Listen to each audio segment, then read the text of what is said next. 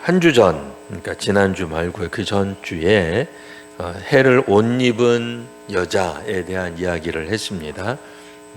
굉장히 그 밝은 옷이라 그랬고요.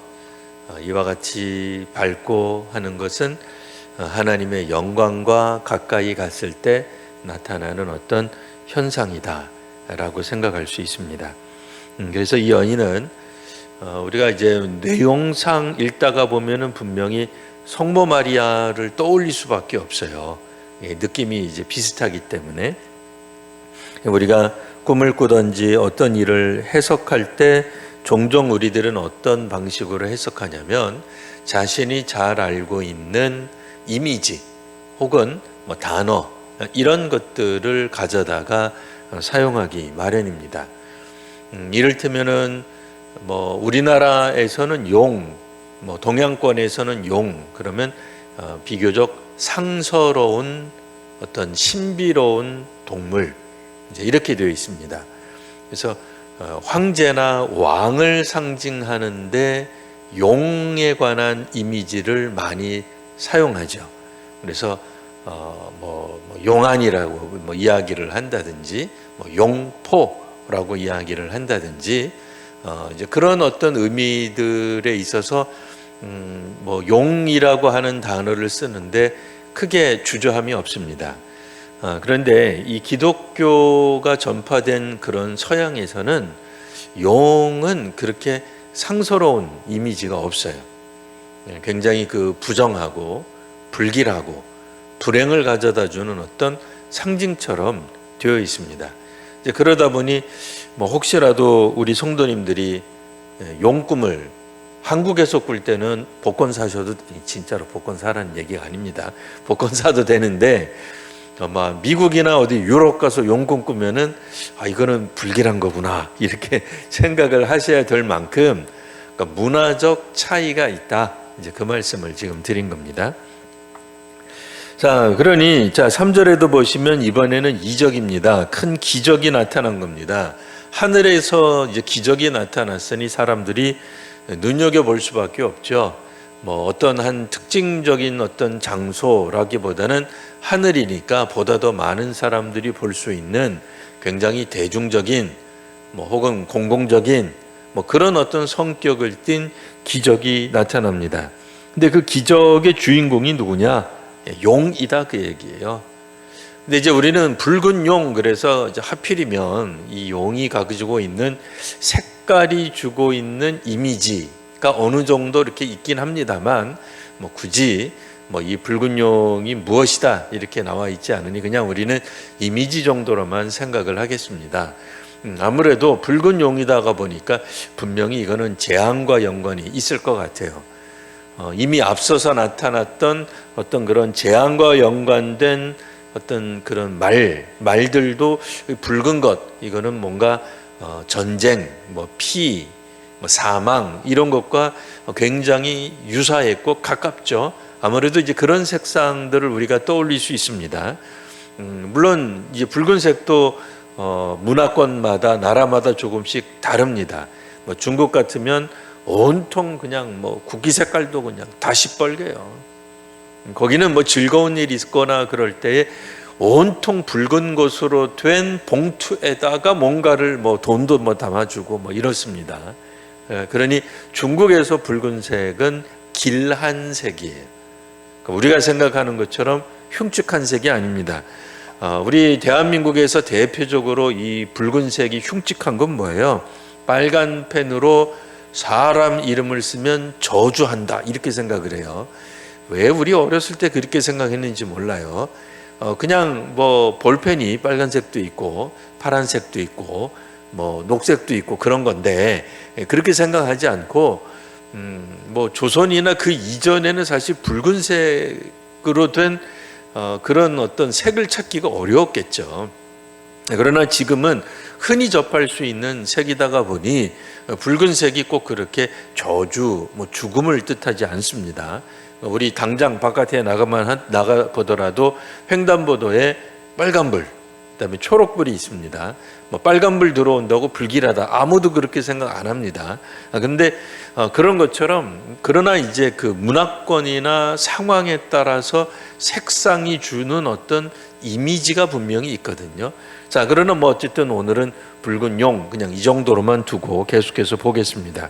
중요한 것은 그 용의 색깔이 아니라 그 용의 형태입니다. 자, 머리가 7이요 뿔이 10입니다.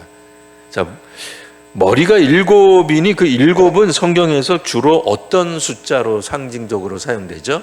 7이라고 하는 숫자는 완전수입니다. 자, 그러니 오늘 우리가 이 성경을 읽으면서 무슨 생각을 해요? 아무리 우리는 비록 유대인은 아니지만 유대의 묵시문학적 배경을 가지고 이 성경 요한계시록이 쓰여졌으니 7이라는 숫자는 당연히 럭키 세븐 그런 개념이 아니죠. 운이 좋은, 서양권에 가면은 운이 좋은 그런 운이 좋은 개념이 아닙니다. 완전수 개념으로서의 7이 사용되고 있습니다. 그런데 우리는 붉은 용이 분명 천상에서 나타나기는 하지만, 하늘에 나타나기는 하지만 하나님과 밀접한 그런 존재는 아니라는 걸 알고 있습니다. 하나님의 일을 회방하는 존재라는 것을 알고 있는데 어찌된 일인지 그 머리가 7이에요. 자, 그러니 우리는 해석할 때 어떤 주의해야 될 점이 있겠죠? 어떤 거겠습니까? 그가 나타나는 모습은 굉장히 거룩하다라고 하는 겁니다. 그러니까 완전하게 보이는 형태로 나타나고 있다라는 얘기죠. 그러니까 어설프게 우리가 생각하는 것처럼 사탄이 사탄처럼 나타난다. 지금 아직 이제 8월이니까 한국 귀신들이 막 활발하게 움직일 때입니다. 한국 귀신은 이상하게 여름에만 주로 물론 이제 겨울에도 나타나겠습니다만 주로 이제 여름에 이제 방송에서 많이 나타납니다. 그런데 이 귀신이 나 귀신이야 하고 나타나면 사람들이 어떻게 하겠습니까? 멀리 하겠죠. 왜요? 귀신이니까. 막 머리를 막 풀어 헤치고 막 소복을 입고 막 발도 없고 둥둥 떠다니고 막 입에 칼을 물고 다니고 생각만 해도 그냥 오싹하고 무섭고 이제 큰일 났습니다. 우리 이제 오늘 밤에 이제 화장실 가기는 다 틀렸어요.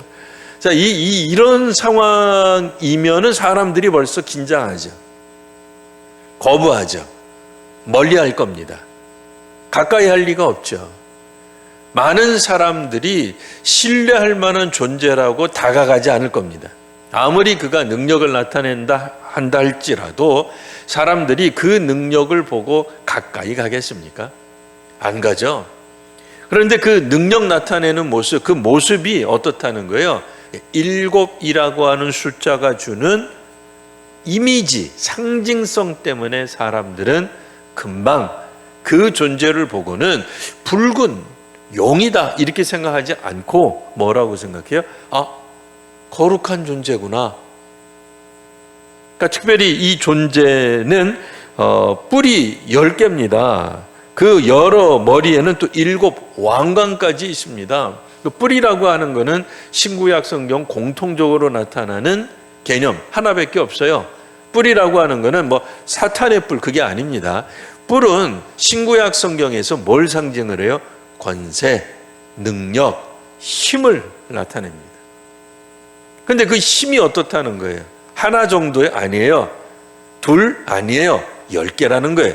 여기서 10개는 꽉 찬 수라고 하는 거예요. 일종의 이것도 완전수예요. 물론 7은 거룩함으로서의 완전수 개념이고요. 10은 그냥 꽉 차 있다, 차 있는 수로서의 완전수 개념이에요. 그러니 10개의 뿔이 있으니 이거는 완전히 강력해요. 우리가 생각할 수 있는 건 뭐겠어요? 쉽게 말해서 지도자라는 얘기겠죠. 어느 정도의 지도자겠어요? 단순히 가장 정도가 아니죠. 반장 정도가 아니죠. 뭐겠어요?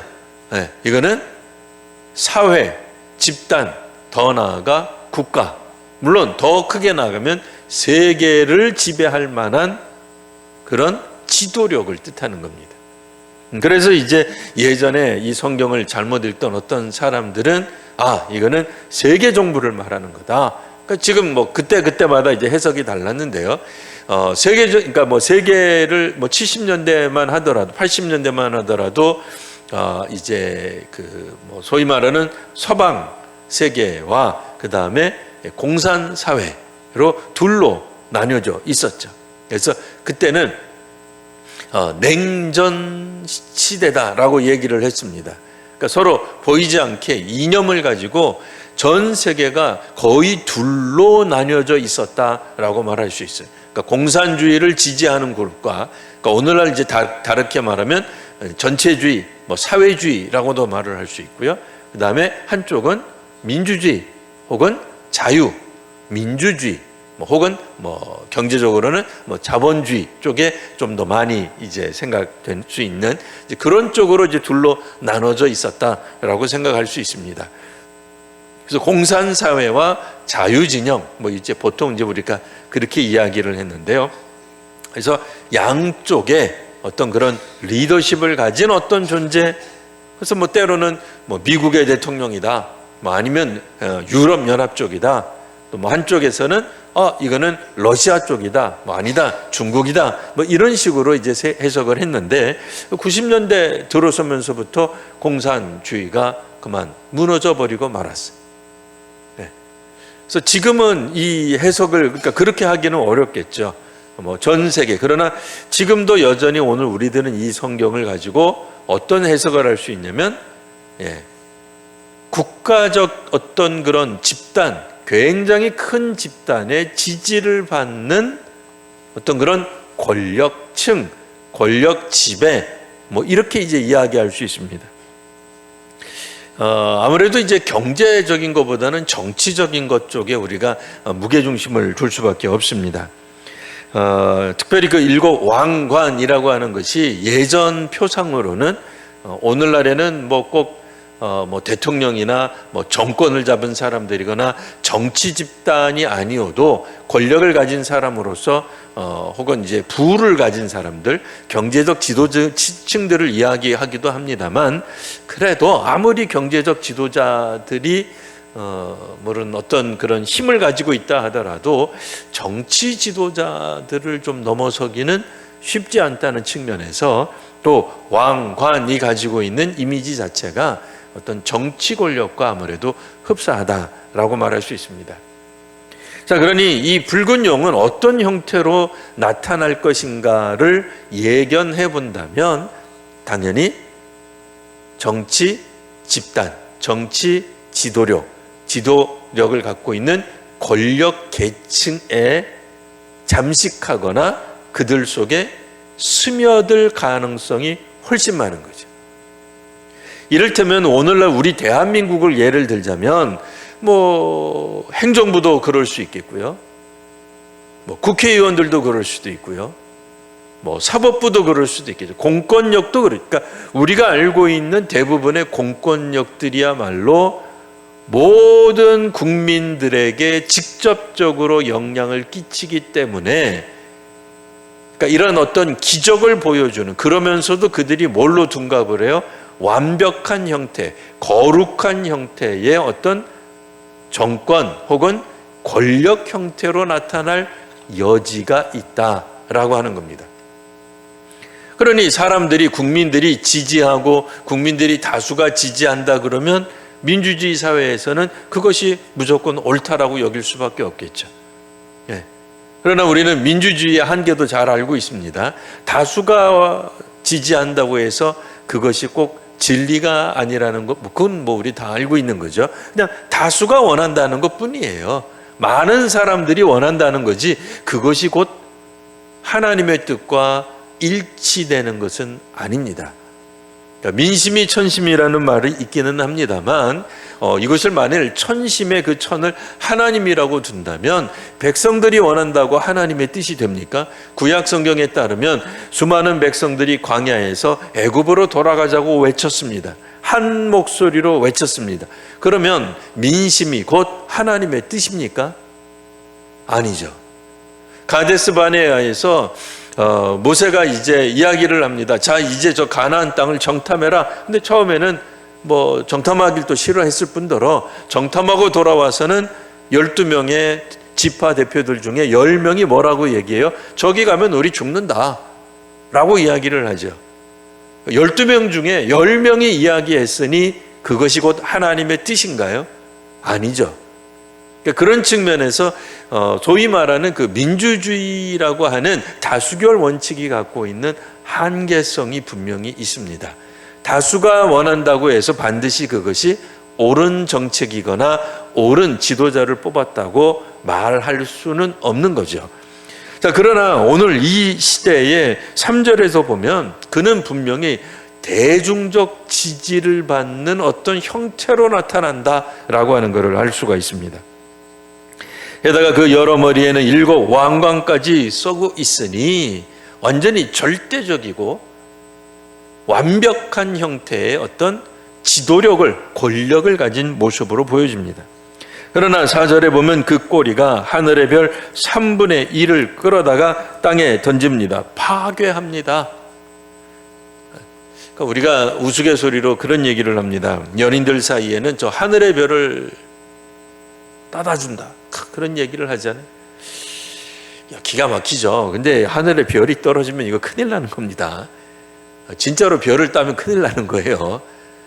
이게 이제 뭐 문학적이고 뭐 비유적이고 은유적일 땐 괜찮은 거예요. 근데 이게 직설법이 되고 실제적으로 이런 일이 벌어지면 이건 큰일 나는 거죠. 상상만 해도 끔찍합니다. 달을 따다 준다고 생각해 보십시오. 그러면 뭐 이 은하계가 어떻게 되겠습니까? 이게 난리 나는 겁니다. 결국 물론 이제 여기서는 정말로 하늘의 별이라고 생각할 수는 없으나 우리가 상징적으로 생각할 때 그가 가지고 있는 이 모습은 사람들이 원하는, 연인이 원하는 어떤 로망을 실현시켜주는, 소원을 실현시켜주는 개념이라기보다는 다분히 파괴적인 형태로 나타난다는 거예요. 자, 그러니 대중적 지지를 가진 오늘날 이 시대의 공권력이라면 그들이 법들을 만들어서 그 법을 가지고 얼마든지 파괴적인 어떤 결정들을 내릴 수 있게 되는 거죠. 그런데 사람들은 뭐라고 생각하겠어요? 그냥 그것은 다수의 의견에 의해 뽑힌 지도자들이 하는 일이니 옳다고 여길 뿐입니다. 그러나 이 용이 하는 일을 가만히 보면 4절 하반부에 이렇게 나옵니다. 용이 해산하려는 여자 앞에서 그가 해산을 하면 그 아이를 삼키고자 합니다. 결국 그가 하려고 하는 것은 악을 행하는 거죠. 그러면 도대체 해산하려는 그 여자는 도대체 무슨 그러니까 여자이고 그 아이는 누구일까? 이제 이것 때문에 이제 우리들이 이 여자를 마리아라고 자꾸 생각할 수밖에 없는데요. 5절 보시면 여자가 아들을 낳습니다. 그는 장차 철장으로, 그러니까 철로 된 쇠몽둥이로 만국을 다스릴 남자다. 그러면 굉장히 파괴하는 거겠네요. 그런 뜻이 아닙니다. 이거는 지금 만국을 다스리고 있는 존재가 마치 누구처럼 되어 있는 거예요? 붉은 용처럼 되어 있는 거죠. 그 용은 지금 기적을 행하고 있는 거예요. 그러니까 놀라운 거죠. 신비로운 모습에 완벽하기까지 한 7, 그러니까 왕관까지 가지고 있어 완벽한 형태의 권좌, 권세, 권력을 가지고 있는데 그가 다스리는 것에 정면으로 부딪힐 존재가 누구냐? 여자가 낳은 아들이 될 겁니다. 자, 그런데 5절에 보면 우리가 잘 알고 있는 그 예수님의 이야기가 굉장히 뒤섞여 있는 것 같아요. 자, 그 아이를 낳자마자 사실은 낳게 되면, 해산하게 되면 그 순간 그 아이를 삼키려고 하는데 실제로 예수님의 공격했던 사탄의 여러 가지 전략들을 우리가 복음서에서 알고 있습니다. 그런데 5절에 보시면 복음서와는 조금 다르긴 합니다만 내용적으로는 무슨 내용을 가리키냐? 그 아이를 하나님 앞과 보좌 앞으로 올려가더라. 그러니까 우리말 번역이 조금 어렵게 돼 있어요.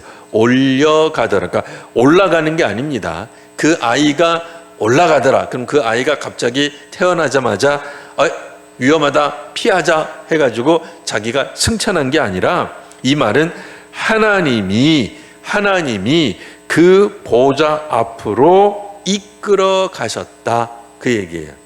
근데 이게 우리말 성경이, 우리 한국의 성경이 어쨌든 우리가 기본적으로 알고 있는 게 최소한 140여 년 전이에요. 140년 전에 한국 교회가 그때 이제 전도가 되면서, 사실은 성경은 그 이전에 들어오기는 했습니다만, 그래도 대략 한 최소한 140여 년 전쯤에 번역된 성경이 기본이에요, 기본. 그리고 이제 몇 년에 걸쳐서 뭐 때로는 뭐 몇십 년에 걸쳐서 성경이 재번역됐습니다. 근데 번역을 왜 했겠어요? 왜 번역을 계속했냐면, 너무 옛날 말이 섞여 있기 때문에 조금 현대말로 조금씩 바꾸는 거예요. 근데 현대말로 바꿀 때 최신말로 바꾸는 게 아니에요. 왜 못 바꿔요? 왜냐면 학자들이 모여가지고, 뭐 우리 장로교 학자들만 모여가지고 바꿀 수 있는 게 아니잖아요. 뭐 감리교 신학자도 모이고, 뭐 다른 교단에서도 모여가지고, 여러 신학자들이 모여가지고 심사숙고하다가 바꿔요.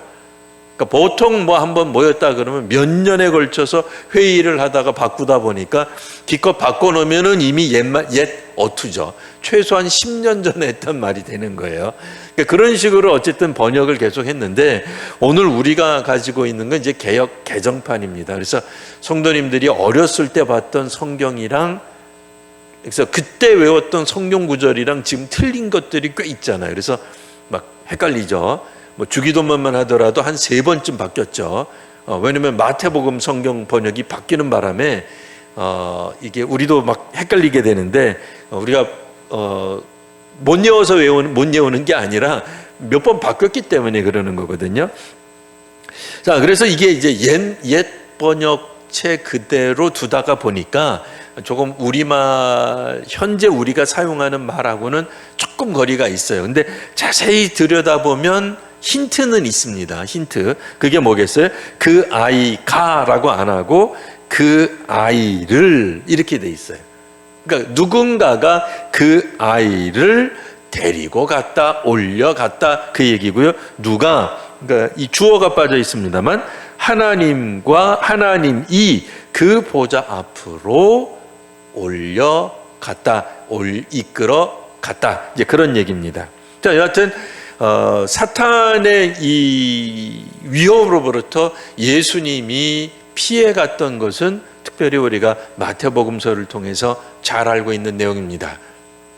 예, 우리가 잘 아시는 바와 같이 이제 헤로드 왕이 어떤 예수님이 태어났을 때쯤 즈음해가지고 어린아이들을 몽땅 다 죽이려고 하는 그런 계획들이 있었죠. 그러나 실패에 그치게 됩니다.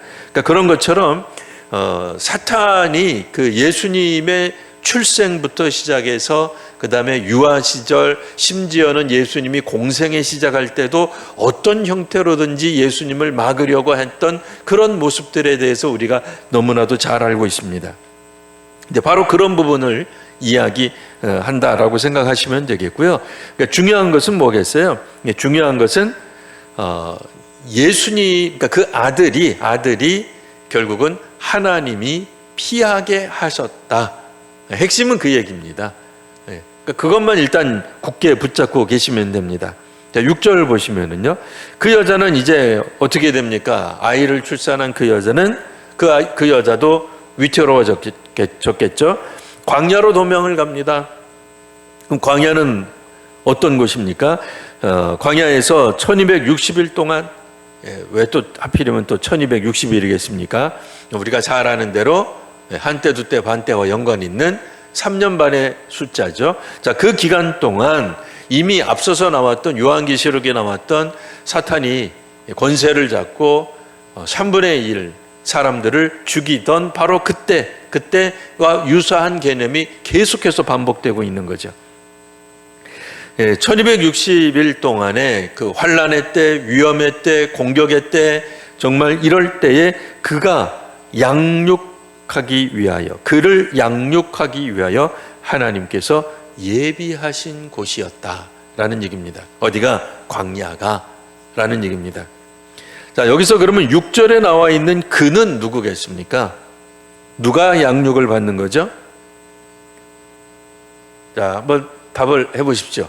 그가 누구입니까? 6절에 나와 있는 그 여자가 광야로 도망하며 거기서 1260일 동안 그를 양육하기 위하여 하나님께서 예비하신 곳이 있더라.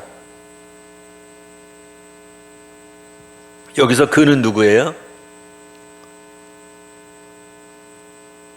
어려운 것 같습니다. 자, 그러면은 예를 들겠습니다. 1번, 하늘로 도망갔던 아들이다. 2번, 여자를 말한다. 정답은 몇 번이야? 정답은 2번이고 2번의 내용이 뭐였죠? 여자입니다. 그러니까 우리말 성경이 그 여자가 해놓고 6절 뒷부분에서도 1260일 동안 그 여자를 양육하기 위하여, 이러면 해석하기가 얼마나 편해요. 네? 우리말이 어떻게 돼 있어요? 옛날에는 그러니까 지금 우리가 사용하는 우리말 말고요. 우리말이긴 한데 우리가 사용하기 전에 그 전에는 이제 그러면 그는 보통 그 남자를 뜻했어요. 그래서 원래는 그 자 이래야 돼요. 그 자, 뭐 놈자자를 써서 그 자, 그 남자. 여자는 어떻게 불렸어요? 그녀라고 불렀어요. 근데 우리가 그 이전에는 남자는 그, 여자는 금이라고도 했어요. 이게 옛말이죠. 옛날 우리말에 썼던 말이 금이는 그러면 미자를 썼거든요. 그래서 금이는 그 여자를 말하고 그러면 남자를 뜻했단 말이에요.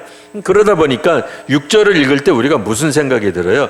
그 여자는 광야로 도망을 갔고 거기서 1260일 동안 그를 양육을 해. 아무래도 양육받는 거는 애겠지. 그러니까 그 아들일 거야. 근데 그 아들은 이미 5절에 보면은 하나님의 그 보좌 앞으로 이미 올라가 버렸어요. 끌어올려 갔었단 말이에요. 그러니 광야에 있는 것은 그 여자예요. 아이를 낳은 그 여자란 말이에요. 자, 그러면 중요한 건 여기서 한 가지 더 생각해 볼 것이 있습니다. 자, 이 광야라고 하는 곳에 대한 이미지라고 하는 거죠. 광야는 우리가 보통 구약 성경 광야 그러면 제일 먼저 떠오르는 게 출애굽기 상황이죠. 출애굽 상황에서 광야는 척박한 곳이에요. 불편한 곳이죠. 뭐가 없는 곳이죠. 그러니까 그런 이미지가 떠오르는, 맞습니다. 맞기는 맞는데 여기서 이 광야의 이미지를 어떻게 살리고 있어요? 광야는 양육받는 곳이다 라는 것이에요. 그러니까 양육이라고 되어 있어서 조금 그렇긴 합니다만 다른 성경에는 먹고 살게 하셨다 라고 하는 거예요. 그러니까 굶어 죽지 않은 거예요. 광야지만 그곳에는 충분히 먹고 살 수 있는 곳이 있었어요. 실제로 구약 성경의 광야가 어땠습니까? 이스라엘 백성들이 광야에서 죽었던 이유가 굶어서인가요? 아니요. 단 한 번도 굶어서 죽은 적은 없어요. 그들이 죽었다고 한다면 먹을 양식이 없어서 죽은 게 아니라 그들의 입에 하나님의 말씀이 없어서 죽은 거예요. 근데 여기서는 기본적으로 하나님이 광야로 이끌어 가셨지만 그 광야는 우리가 생각하는 가나안 땅으로 들어가기 위한 것과 어떤 대조되는 풍요로운 곳과 대조되는 척박한 곳, 그곳이 아니라 광야는 물론 척박한 곳이긴 합니다만 그곳이 오히려 안전한 곳이에요. 그곳이야말로 하나님의 돌보심이 있는 곳이라는 거예요. 그러니 지치고 힘들고 뙤약볕 이런 이미지보다는 여기서 나타나는 광야는 하나님이 그를 지키시는 곳, 오늘 성경에는 예비하신 곳이다 라고 되어 있어요. 그러니 환난을 피해서 우리가 간 곳이 우리가 기대했던 것처럼 뭐 100평짜리 아파트가 아니에요. 하나님 우리를 환난에서 피하게 해주시고 피난처로 보내셨는데 그 피난처가 우리가 생각하는 것처럼 멀쩡한 곳이 아니다, 그 얘기예요. 그곳은 광야예요. 우리가 생각할 때에 그냥 뭐 집도 없는 거예요. 어떻게 보면 굉장히 척박하죠. 하나님이 사탄으로부터 우리를 지켜주신다고 해서 우리를 내모시고 이끄시고 하나님의 두 날개로 우리를 보호하신 곳이 우리가 볼 때는 광야이니 기가 막히죠. 허망해 보일 수도 있어요. 답답할 수 있죠. 하나님 이게 뭡니까? 기왕 우리를 보호해 주신다면 아니 LA쯤은 뭐 아니더라도 뭐 그래도 뭐 좀 좋은데 말이에요. 뭐 하와이 같은 그런 뭐 어떻게 보면 지상 낙원 같이 즐길 만한 곳은 아닐지언정 뭐 낙원까지는 아니어도 그것도 좀 뭐 비슷한 데가를 좀 보내주셔야 되는데 왜 하나님 믿고 하나님이 보호해 주시는데 기껏해서 보내주신 곳이 어디예요? 광야더라 그러는 거예요. 근데 놀랍게도 그 광야 우리는 걱정이 되죠. 왜요? 굶어 죽을 것 같아요. 먹지 못해 죽을 것 같아요. 근데 하나님이 먹이시고 입히시더라는 거죠. 이게 바로 중요한 개념이에요. 여자에게 필요한 것이, 그러니까 이 여자는 결국 양육을 받는 그곳, 그러니까 이 여자는 마리아가 아니에요. 성모 마리아 같으면 뭐 이렇게 이제 보호를 받으실 이유가 없죠. 그런 개념이 아닌 거죠. 그러니까 이 요한계시록에 나타나는 이 어머니는 그래서 성도들의 모임인 교회가 되는 거예요. 성도들을 하나님께서 지키시고 보호하셔서 우리를 사탄의 공격으로부터 애지당초 우리를 구해 주시는데 그 구한 곳이 어디냐? 척박한 곳이더라 그 얘기예요. 막 낮에는 막 햇빛이 내리쬐고 밤에는 춥고 막 정신없고 우리가 볼 때 사방팔방 뻥 뚫려 있어서 안전이 전혀 보장되지 않는 곳, 그러니 불평과 불만이 그냥 절로 나는 곳, 불만이 가득 차서 하나님 우리에게 도대체 해주신 게 뭡니까? 라고 말하고 싶은데 놀랍게도 굶어 죽는 사람이 없는 거예요.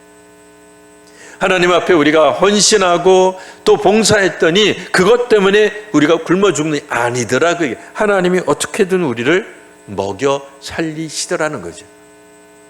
이게 신앙하는 사람, 믿음을 갖는 사람들이 가져야 될 기본적인 태도예요. 우리는 여기서 이제 흔들리게 되죠.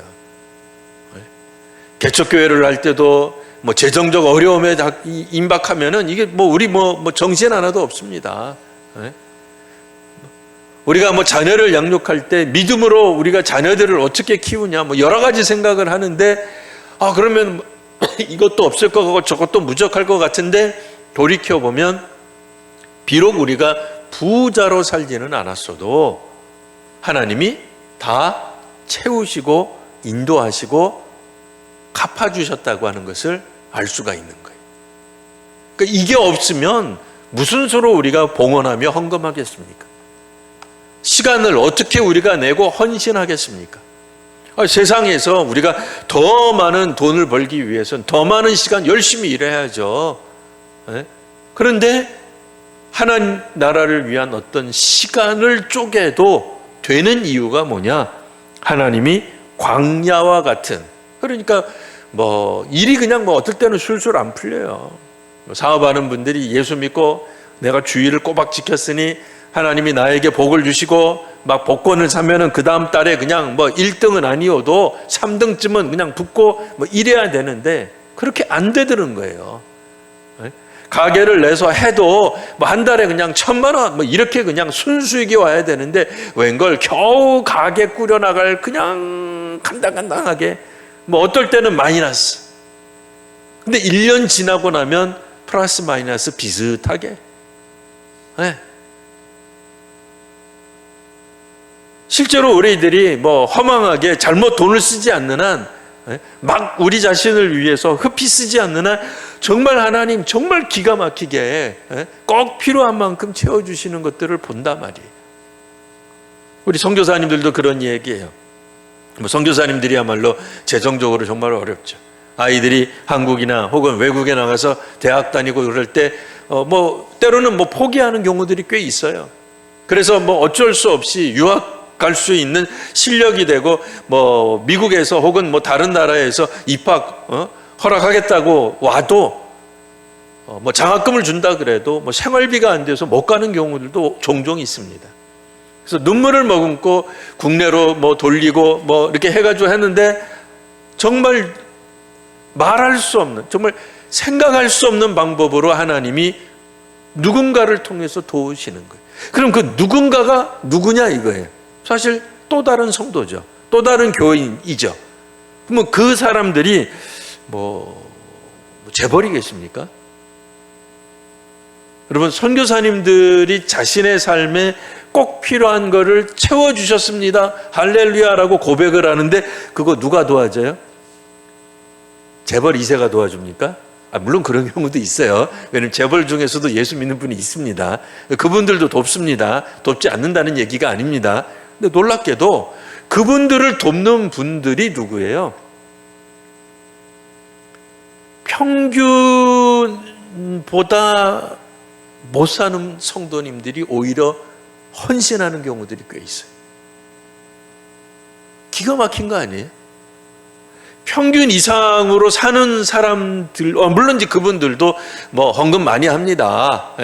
회사 사장님들 헌금 많이 하고 그렇게 합니다만, 그런 분들을 통해서도 역사하시지만 하나님은 정말 우리가 생각할 때, 정말 저분이 더 필요할 것 같은데,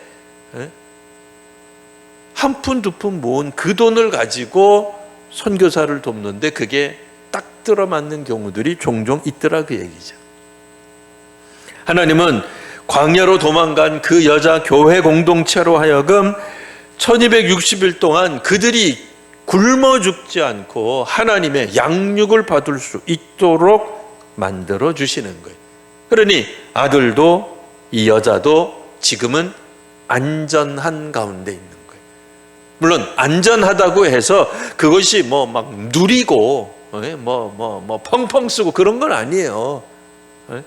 절약하고 때로는 근면하고 검소해야 되고 아침부터 일찍 나가서 일하는 시간 동안에는 최선을 다해서 일해야 될지 몰라요. 자기 휴가도 쪼개고 정말 하나님 나라를 위해서 헌신하기 위해서 온갖 어려움들이 여전히 있어요.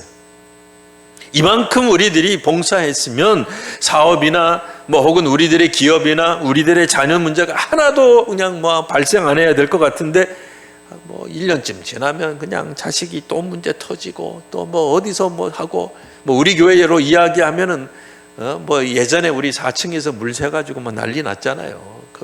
막 난리를 쳐가지고 그냥 어쨌든 물을 잡았습니다. 근데 이제 또 딴 데서부터 물 새고 그런 거예요. 작년만 하더라도 에어컨이 또 고장 나고, 그래 어떻게든 고치고 어떻게든 그걸 사용하게 하시고, 그런 것처럼 우리로 하여금 완벽하게 완전히 바뀌어 있는 어떤 곳으로 인도하신 것은 아니지만 그곳이 광야예요. 여전히 많은 것들이 부족해요. 밤에 전기가 제대로 들어오겠습니까? 씻을 물이 풍부하게 하겠습니까? 그렇진 않아요. 굉장히 불편한 것들이 많지만 그럼에도 그곳은 어떤 곳이라고 이야기해 주는 거예요? 하나님이 예비하신 곳이다. 이게 이제 중요한 겁니다. 그러니까 하나님이 예비하신 곳이니 그곳에 누가 있는 거예요? 당연히 하나님의 은혜, 하나님의 돌보심이 있는 거죠. 그러니까 우리가 지금 사탄의 공격으로부터, 악한 영들의 공격으로부터 살아있는 이유가 뭐냐? 물론 어떻게 보면은 조금은 좀 남루해 보이고 조금 꾀죄죄해 보이고 그럴런지 몰라요. 남들처럼 우아하지 못할 수도 있어요. 그러나 그와 같은 모습 속에서 우리가 반드시 기억해야 될 게 뭐예요? 하나님의 돌보심이라는 거죠. 근데 이걸 볼 줄 알면 작은 교회도 희망이 있는 거예요. 근데 이게 사라지면 규모가 크다고 해서 거기에 은혜가 있는 게 아니에요. 은혜는 어느 교회나 다 있어요. 중요한 건 뭐겠어요? 사람들이 그냥 자꾸 속아요. 크면 은혜가 있다고 생각하고 작으면 은혜가 없다고 생각해요. 근데 은혜가 없다고 믿는 순간 믿음대로 돼요. 하나님은 우리가 보는 크고 작은 데 있지 않아요. 하나님은 우리로 하여금 왕궁으로 피신하게 하시지 않으셨어요. 하나님은 우리로 광야로 피신하게 만드시는데 그곳에 하나님의 은혜가 있고 하나님의 돌보심이 있다라고 하는 것을 믿기 시작하면 거기에서부터 견뎌낼 힘이 생기는 거예요. 그러니까 하나님 의지하게 되는 거죠. 안 그러면 사람들이 주로 어디에 의지하는 줄 아세요? 자기네들 숫자에 의지하게 돼요. 자기네들 파워에 의지해요. 자기네들의 능력이 있다고 생각해요. 근데 광야에 가 있는 사람이 무슨 자기네가 능력이 있고 무슨 힘이 있고 무슨 재주가 있다고 생각을 하겠습니까? 재주가 없기 때문에 하나님 앞에 나아가 기도할 수 있는 거예요. 하나님 앞에 겸손할 수 있고 하나님의 능력을 날마다 간구할 수 있는 것은 하나님이 우리를 지키시고 돌보신다는 믿음이 있는 거죠. 네. 하나님 의지하게 되는 겁니다. 마지막 때는 결코 우리 교회가 능력을 발휘하는 때가 아닙니다. 기본적으로 지금 전제 조건이 뭐예요? 능력을 발휘하고 있고 능력을 지금 마구잡이로 나타내고 권력, 권세를 보여주고 있는 것은 교회가 아니라 용이에요. 용. 붉은 용이에요. 그가 권세를 잡고 있어요. 이 세상을 다스리고 있단 말이에요. 교회는 마땅히 세상으로부터 작은 존재일 수밖에 없어요. 동네에서 세상에서 우리가 큰 존재라고 여기고 있는 한 교회는 타락하기 쉽고 실족하기가 쉬운 거예요. 그러나 우리는 여전히 이 세계 가운데서 2024년을 살아가고 있어도 여전히 우리는 약하고 연약한 존재, 그런 마음이 가지고 있을 때에 오히려 우리는 우리가 있는 곳이 광야구나. 비록 도망쳐 와 있으나 환난을 당하는 사탄이 권세를 휘두르는 그 기간 동안 우리들은 하나님이 예비하신 곳에 있어서 결코 굶어 죽지 않고 거기서 죽지 않아요. 그 기간 동안 우리는 살아있게 된다. 그러니까 이 이야기가 2000년 전에 있던 초대교회 성도들이 들었던 메시지. 오늘 우리도 마찬가지죠. 그러니까 성도들은 2000년 전 성도들은 이 성경을 읽으면서 오늘 제가 해석한 것처럼 성경을 읽었습니다.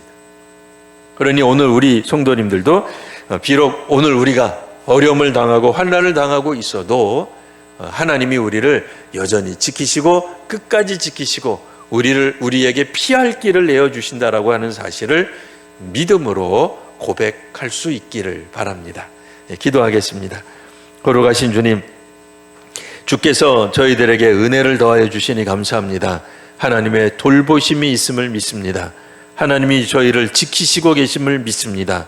우리 작은 교회들, 또 개척교회들, 또 지하에 있는 교회들, 또 중동과 중국과 또 아프리카나 아시아 등 여러 곳에서 정말 핍박 가운데 환난 가운데 박해를 받으면서 있는 교회들, 그 성도들에게 오늘 하나님이 함께 하셔서 그 교회들을 지키시고 인도하심을 믿습니다. 주님, 오늘 저희로 하여금 믿음이 흔들리지 않게 하시고 겸허한 믿음으로, 겸손한 믿음으로 우리 주님의 뒤를 따라가는 귀한 성도들이 되게 하여 주옵소서. 오늘도 저희를 지켜주심을 믿으며 우리 구주 예수님 이름으로 기도합니다. 아멘.